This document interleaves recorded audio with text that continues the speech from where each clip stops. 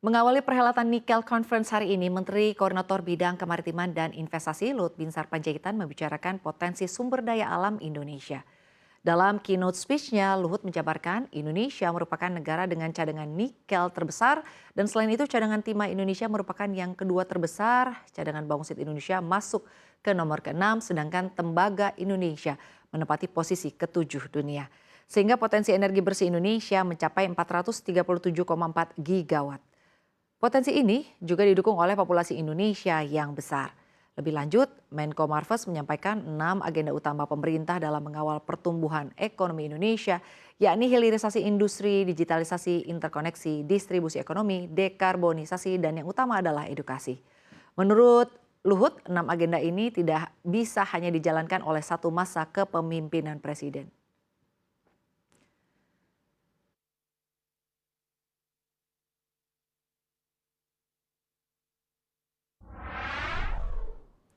Dan untuk memantau langsung Nikel Conference hari ini sudah ada jurnalis CNBC Indonesia, Shania Alatas dan juru kamera Ritzi yang akan melaporkannya untuk Anda.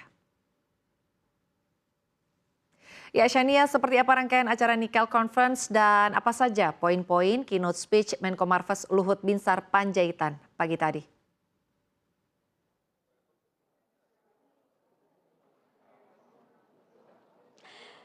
Ya, Shinta dan juga pemirsa, memang pada hari ini masih diselenggarakan Nikel Conference 2023 oleh CNBC Indonesia yang mana pada pagi hari tadi pada saat dibuka keynote speech oleh Luhut Binsar Panjaitan yakni selaku Menteri Koordinator Bidang Maritim dan Investasi ini mengemukakan beberapa poin penting yang juga menarik di mana yang pertama ia menyatakan bahwa Indonesia tidak bisa didikte oleh negara manapun.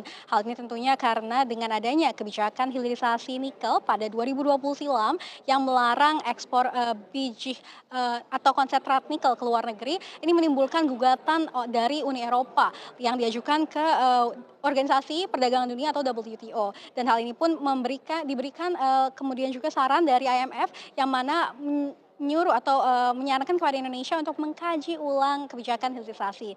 Selain itu juga Luhut Binsar Panjaitan mengemukakan 6 agenda perekonomian yang ia menyampaikan memang tidak bisa diselesaikan hanya dalam satu masa pemerintahan kepresidenan saja. Di mana diantaranya adalah industrialisasi agar dapat memanfaatkan ekonomi atau pertumbuhan ekonomi dengan lebih baik lagi. Kemudian yang kedua adalah dilakukannya net zero emission atau percepatan dekarbonisasi. Lalu yang ketiga adalah menyelenggarakan pendidikan yang terjangkau dan juga berkualitas. Lalu yang keempat ada menyeimbangkan semua lini untuk menyelesaikan ketimpangan sosial dan juga ekonomi.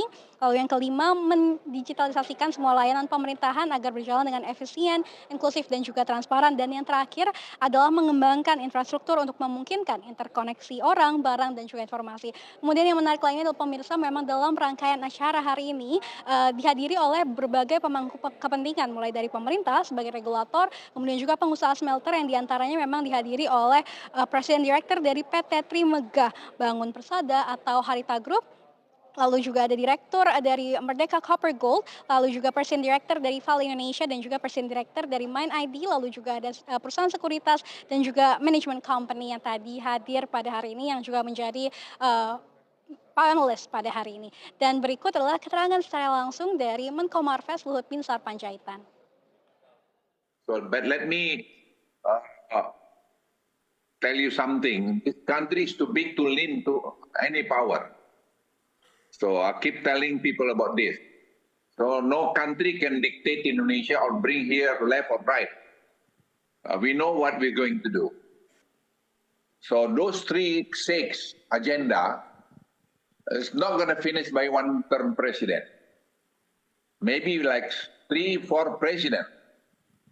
If you're consistent to do this, then I think Indonesia can be the fourth country within 30 years. Ya memang acara pada hari ini Nikel Conference 2023 akan membahas secara tuntas komunitas yang menjadi primadona Indonesia yakni komunitas tambang nikel yang memang dengan adanya hilirisasi ini tentunya akan memberikan nilai tambah dan juga menumbuhkan lagi pertumbuhan ekonomi Indonesia. Dan nanti pada acara sore hari nanti akan ditutup secara langsung oleh Menteri Lingkungan Hidup dan juga Kehutanan Siti Nurbaya.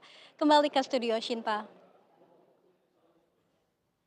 Baik, terima kasih jurnalis CNBC Indonesia, Shania Alatas. Selamat bertugas kembali.